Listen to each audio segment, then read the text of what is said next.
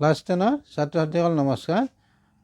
মোৰ YouTube channel চিম্পুল মেথছলৈ তোমালোকক স্বাগতম জনালোঁ। চোৱা, আজি এই প্ৰশ্নটো লৈছোঁ। এই প্ৰশ্নটো আহিছে ত্ৰিকোণমিতিৰ পৰিচয় চেপ্টাৰটোৰ পৰা। এই অংকটোত চোৱা 2 মাৰ্ক আছে আৰু হৈ যোৱা মেট্ৰিক পৰীক্ষাত আহিছে 2020ত। চোৱা, প্ৰমাণ কৰিবলৈ দিছে। প্ৰুভ ডেট, প্ৰমাণ কৰা যে cosec theta minus cot theta whole square equal 1 minus cos theta বাই 1 প্লাছ cos থিটা প্ৰমাণ কৰিবলৈ দিছে। এতিয়া আমি প্ৰমাণ কৰোঁ। তুমি লেফ্ট ছাইডটো লিখি ল'বা। আমি লিখি ল'লোঁ লেফ্ট ছাইডটো। এতিয়া আমি প্ৰমাণ কৰিম। এতিয়া চোৱা, আমাক ৰাইট ছাইডত আছে 1 মাইনাছ cos থিটা বাই 1 প্লাছ cos থিটা। গতিকে আমি ৰেচিঅ'বিলাক কচলৈ নিব লাগিব। ফাৰ্ষ্ট আমি cosec থিটা ইকুৱেল আমি কি লিখিব পাৰিম 1 বাই sin থিটা। মনত ৰাখিবা,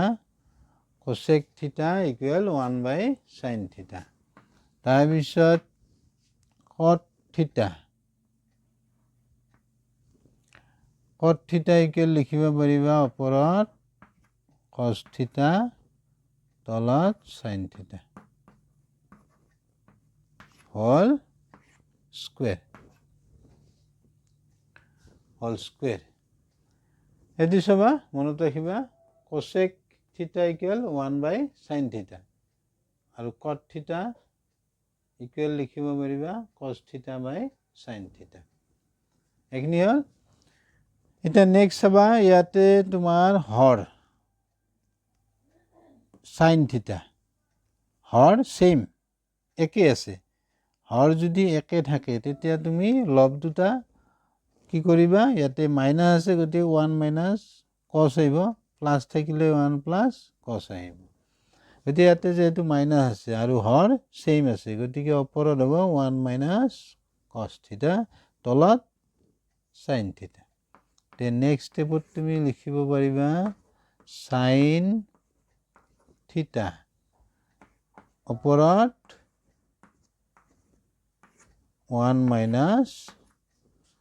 cos থিটা। এইখিনি পালা বুজি। হৰটো যদি ছেইম থাকে, একে থাকে, তেতিয়া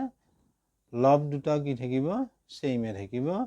ইয়াতে মাইনাছ থাকিলে তুমি মাইনাছ লিখিবা, প্লাছ থাকিলে প্লাছ। হ'লা বুজি। এইখিনি আমাৰ হ'ল। নেক্সট ষ্টেপলৈ যাওঁ। এইখিনি মই মুছি দিলোঁ। Next step. এতিয়া চোৱা, এইখিনি আমি স্কুৱেৰ হোল স্কুৱেৰ আছে, স্কুৱেৰটো আমি ভগাই দিম। ইয়াতে লিখিবা 1 minus cos theta whole square আৰু এইটো sin স্কুৱেৰ থিটা। এইখিনি হ'ল। এটা কথা মনত ৰাখিবা, sin থিটা হোল স্কুৱেৰ, ইয়াক আমি লিখিম এনেকৈ sin স্কুৱেৰ থিটা। স্কুৱেৰটো ৰেচিঅ'তহে হ'ব, থিটাত নহয়। সেইকাৰণে আমি এনেকৈ লিখিছোঁ sin স্কুৱেৰ থিটা, sin স্কুৱেৰ থিটা লিখিবা। এতিয়া আমি এইখিনি চাবা, যিহেতু আমাক ৰাইট ছাইডত আছে 1 মাইনাছ cos থিটা, 1 প্লাছ cos থিটা। আমি এতিয়া sin থিটাক কচলৈ ৰূপান্তৰ কৰিম। তেতিয়া আমি সূত্ৰ এইটো ব্যৱহাৰ কৰিম। চোৱা, এইটো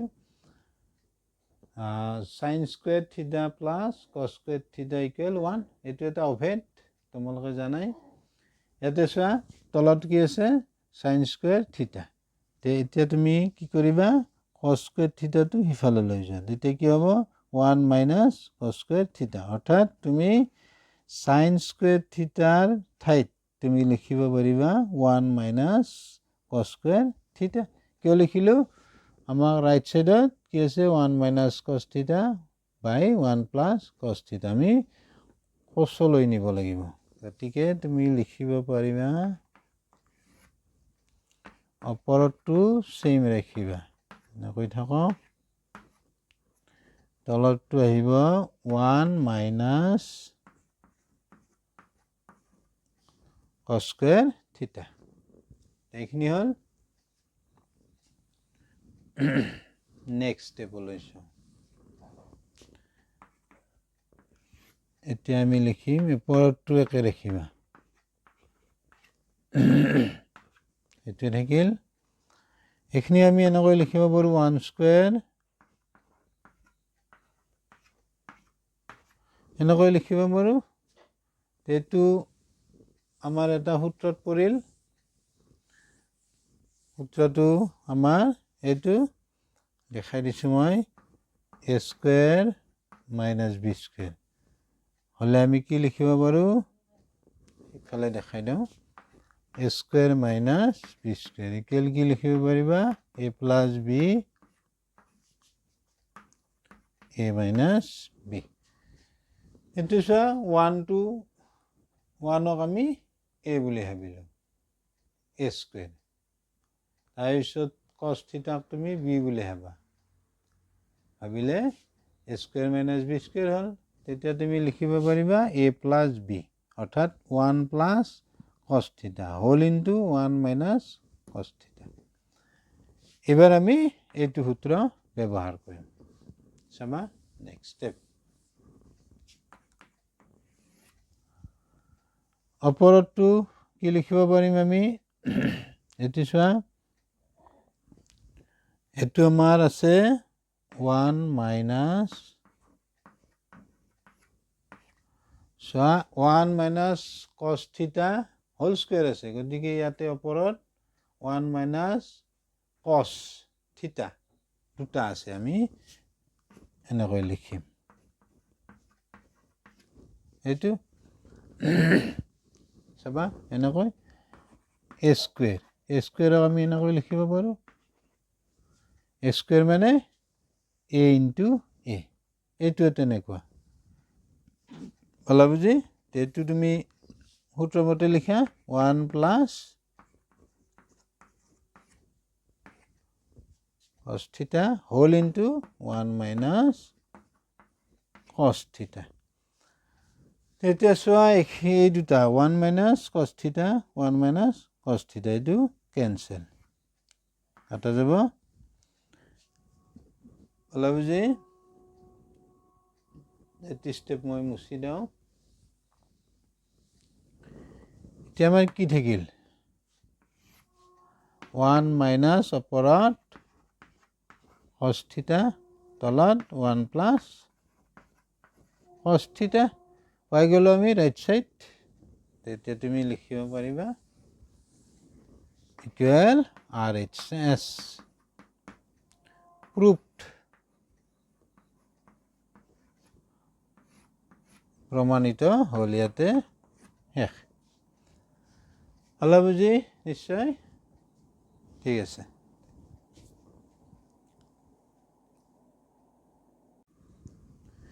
চোৱা এই কোৱেশ্চনটো হইছো মেট্ৰিক পৰীক্ষা 2020 তে আহিছে মাৰ্ক আছে 2 কোৱেশ্চনটো চোৱা if sec 4a equal cosec a minus 20 degree find the value of a তেমক কি দিয়া আছে যদি sec 4a equal cosec a minus 20 degree হয় তেন্তে এর মান নির্ণয় করা আৰু দিয়া আছে মা 4a এটা সূক্ষ্মকোণ আৰু এই কোৱেশ্চনটো 2020 আহিছে হৈ যোৱা মেট্ৰিক পৰীক্ষাত মাৰ্ক 2 আছে তে প্ৰথম তুমি লিখি লবা আমাক কি দিয়া আছে দিয়া ধৰাখিনি লিখি লোৱা দিয়া আছে আমি লিখিলাম দিয়া আছে given দিয়া আছে আমাক sec 4a sec 4a equal cosec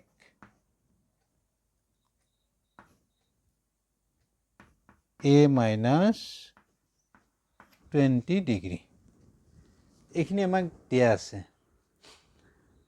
এতিয়া চাবা আমি প্ৰথম কাম হ'ব আমাৰ চোৱা ইফালে লেফট সাইডত তোমাৰ ৰেশিও আছে sec আৰু ৰাইট সাইডত আছে cosec এতিয়া তুমি কাম কৰিব লাগিব যে দুয়োফালে ৰেশিও একে হ'ব লাগিব ইফালে sec আছে তুমি cosecক secলৈ ৰূপান্তৰ কৰিব লাগিব নাইবা তুমি ইফালে cosec আছে তুমি secক cosecলৈ ৰূপান্তৰ কৰিব লাগিব অৰ্থাৎ দুয়োফালে তোমাৰ ৰেশিও একে হ'ব লাগিব তেতিয়া আমি কি কৰিম পূৰক কোণৰ ত্ৰিকোণমিতিক অনুপাত আমি এই সূত্ৰ ব্যৱহাৰ কৰিম চাবা যে পূৰক কোণৰ ত্ৰিকোণমিতিক অনুপাত চাই লবা sec ফালে লিখো sec থিটা ইকুৱেল cosec 90 ডিগ্ৰী মাইনাস থিটা এইটো সূত্ৰ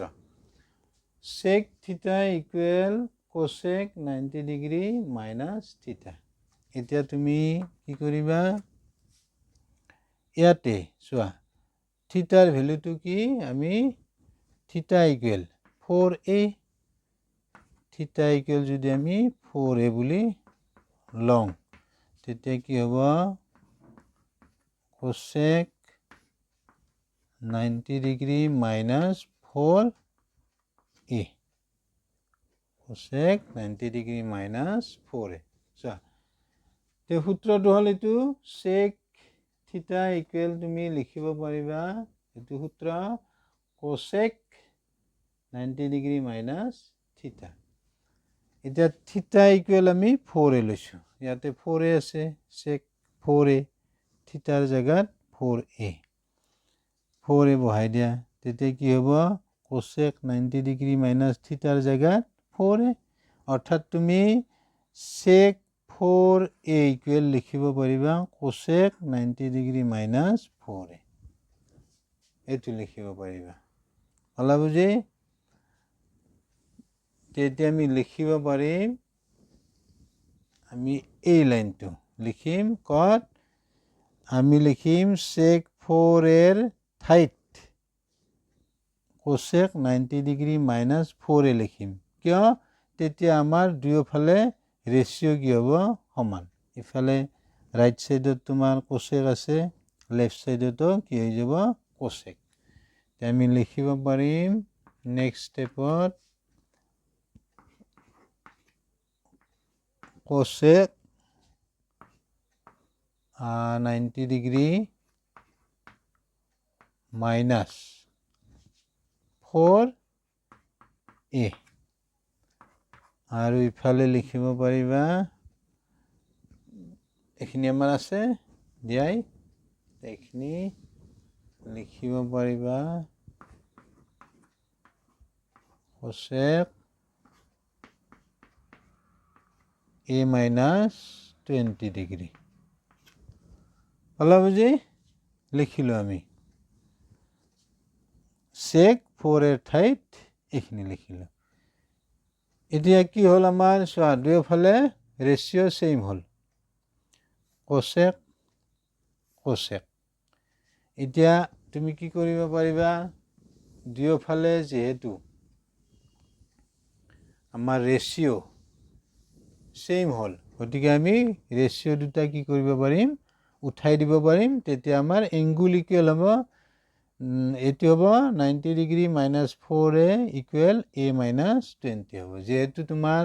দুয়োফালে একে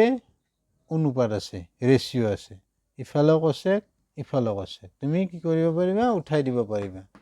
তেতিয়া তুমি লিখিব পাৰিবা 90 degree minus 4a equal a minus 20 degree এতিয়া তুমি চোৱা এটো 4a মাইনাস ইফালে লৈ যোৱা প্লাস হ'ব 20 ডিগ্ৰী ইফালে লৈ আহা 90 ডিগ্ৰী 20 ডিগ্ৰী প্লাছ হ'ব আৰু a প্লাছ 4a হলা বুজি এতিয়া আমি কি কৰিছোঁ এইটো মাইনাছ আছে ইফালে গ'লে প্লাছ এইটো মাইনাছ আছে ইফালে আহিলে প্লাছ টোটেল কৰা 110 ডিগ্ৰী এতিয়া হ'ব 5a এতিয়া আমাক এৰ ভেলু লাগে এইখিনি পালা বুজি এইখিনি মই মুছি দিলোঁ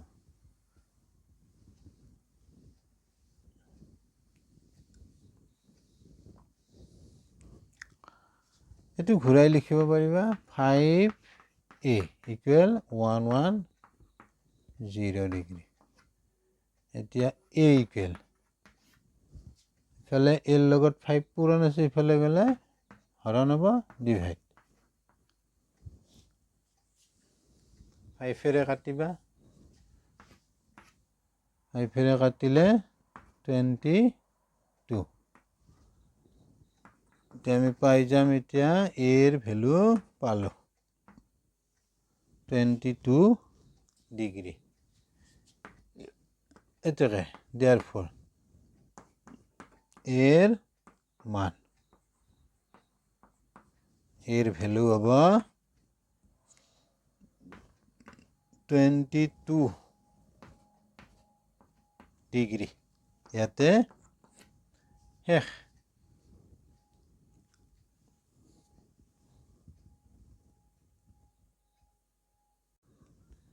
চোৱা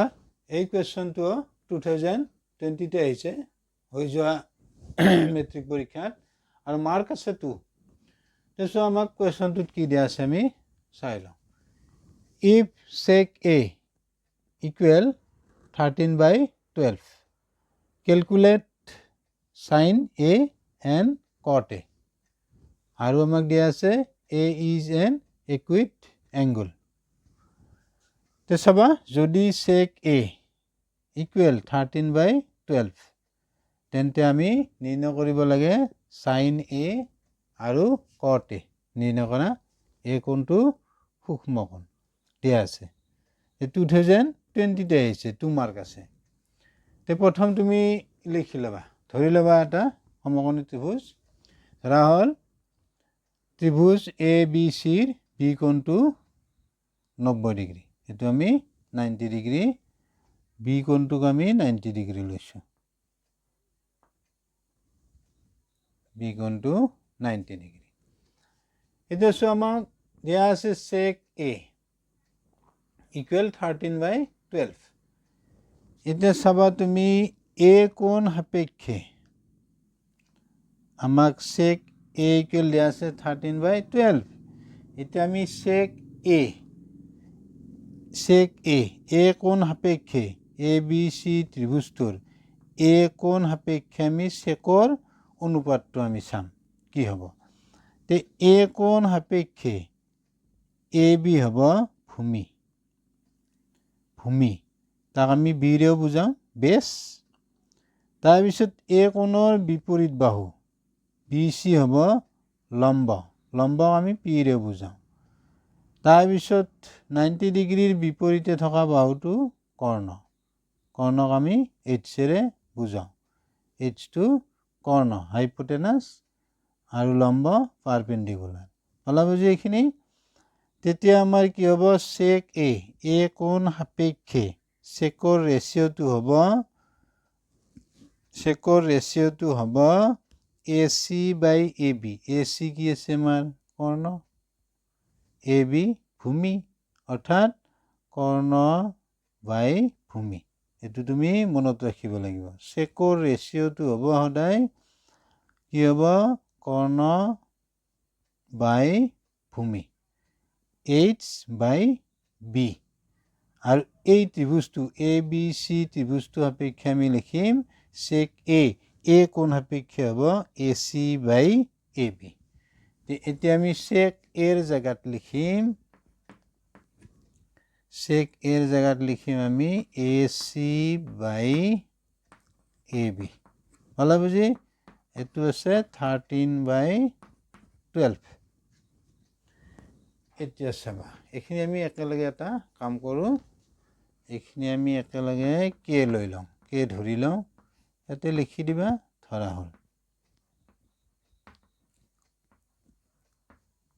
হ'ল আৰু এটা লাইন দিবা লিখি একেলগে আৰু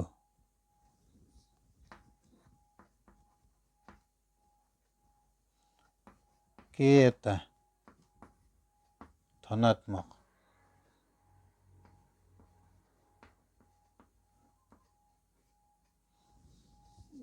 কে এটা ধনাত্মক সংখ্যা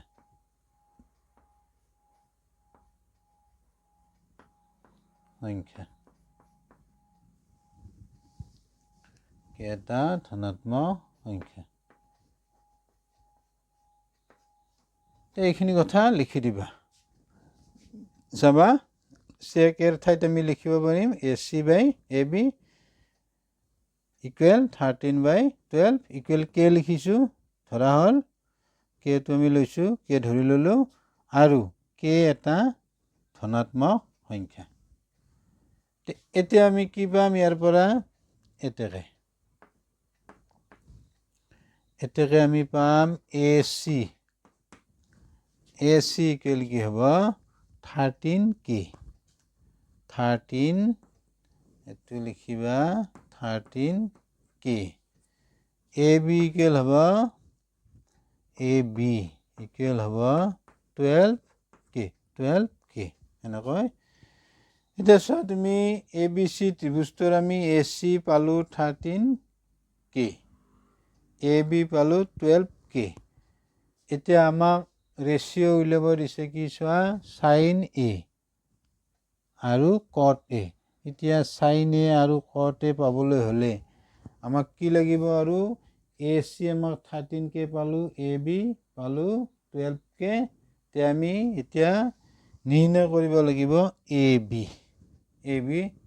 AB পাইছোঁ আমি নিৰ্ণয় কৰিব লাগিব BC AB আছে BC আমি এইখিনি মই মুছি দিলোঁ আমি নিৰ্ণয় কৰিব লাগিব BC এইটো কুৱেশ্যন BCটো আমাক লাগিব নহ'লে আমি এই চাইনে কতে অনুপাত ল'ব নোৱাৰোঁ এই ভেলুটো আমি পাম কেনেকৈ পাম এতিয়া আমি BCৰ ভেলু নিৰ্ণয় কৰিম এতিয়া চাবা পাইথাগোৰাছৰ থিওৰেম আমি এপ্লাই কৰিম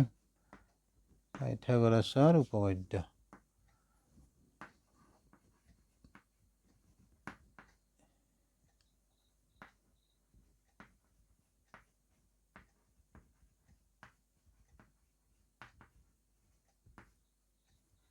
পাইথাগোৰাছৰ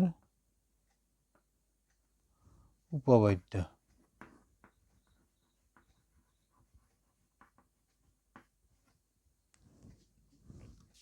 মতে জানা এতিয়া তোমালোকে AB square BC square equal AC square তে AB এর ভ্যালু আমি পাইছো 12k হোল স্কোয়ার BC আমাক লাগিব AC 13k তে 13k হোল স্কোয়ার এইখিনি পালা এইখিনি মই মুছি দিওঁ নেক্সট স্টেপ এইখিনি চাবা এবাৰ এইটো স্কোয়াৰ কৰি দিয়া 144k স্কোয়ার BC স্কোয়ার এইটো কি হ'ব 169 next BC square এটো ইফালে লৈ যা 169 k square minus 144 k square BC square minus কৰিলে কি থাকিব এটো 5 to 25k² BC লাগে আমাক ইয়াক আমি এনেকৈ লিখিম হলা বুজি এতিয়া আমি 144k² টো ইফালে লৈ গৈছো মাইনাস হ'ব মাইনাস কৰিলে পাবা তুমি b² ইকুৱেল পাবা 25k²। যেহেতু আমাক BC লাগে স্কয়াৰ ৰুট লোৱা বৰ্গমূল তে এতিয়া বৰ্গমূলত আমাৰ কি আহিব BC ইয়া আমি এনেকৈ লিখিম 5k হোল স্কয়াৰ তে ৰিজাল্ট কি আহিব 5k আমি পাই গলো BC ৰ ভ্যালু পালো তে আমাৰ কি আছিল ভ্যালু কটা AC আছিল 13k তাৰ পিছত AB আছিল আমাৰ 12k AC পাই গলো আমি 5k এগটা আছিল এতিয়া আমি অনুপাত পাম তে হল এখিনি হলা বুজি তে এটাকে আমি নিৰ্ণয় কৰো অনুপাত কটা আমাক যি কটা নিৰ্ণয় কৰিব দিছে sin A তে চোৱা A কোণ সাপেক্ষে এতিয়া আমাক সাইনৰ ৰেশিও লাগিব A কোণ সাপেক্ষে আমাৰ সাইনৰ ৰেশিও কি হ'ব সাইনৰ ৰেশিও হ'ব লম্ব বাই কৰ্ণ অৰ্থাৎ আমি লিখিম BC বাই AC এটি মনত ৰাখিবা A কোণ সাপেক্ষে sin A কোণ সাপেক্ষে সাইনৰ অনুপাতটো হ'ব লম্ব বাই কৰ্ণ অৰ্থাৎ P/H আৰু ABC ত্ৰিভুজটো মতে হ'ব BC বাই AC হলা বুজি তে BC ৰ ভ্যালু কিমান আছে BC ৰ ভ্যালু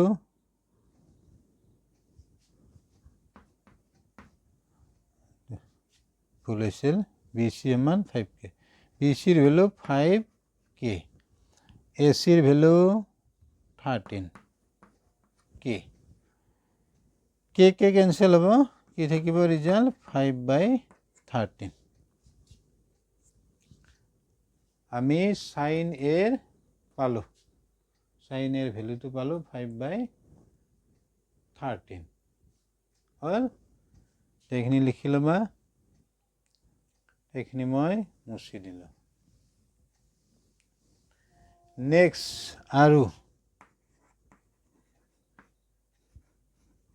আৰু কি আছিলে cot A এবার cot A কোণ সাপেক্ষে cot A এর রেশিওটো হ'ব cot A আছে গতিকে AB বাই BC অর্থাৎ B বাই P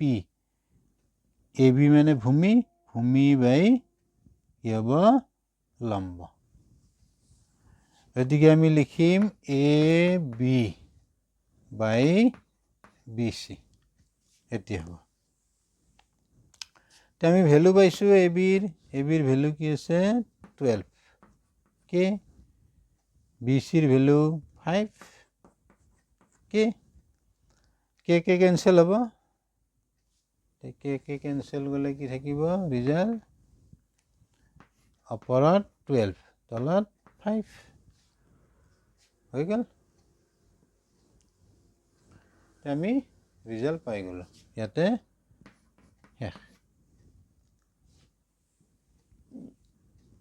তে তোমালোকে অংককেইটা বুজি পালানে নাই কমেন্টত জনাবা আৰু ভিডিওটো কেনে পালা জনাবা লগতে ভিডিওটো লাইক শেয়াৰ আৰু কমেন্ট কৰিবা থ্যাংক ইউ বাই বাই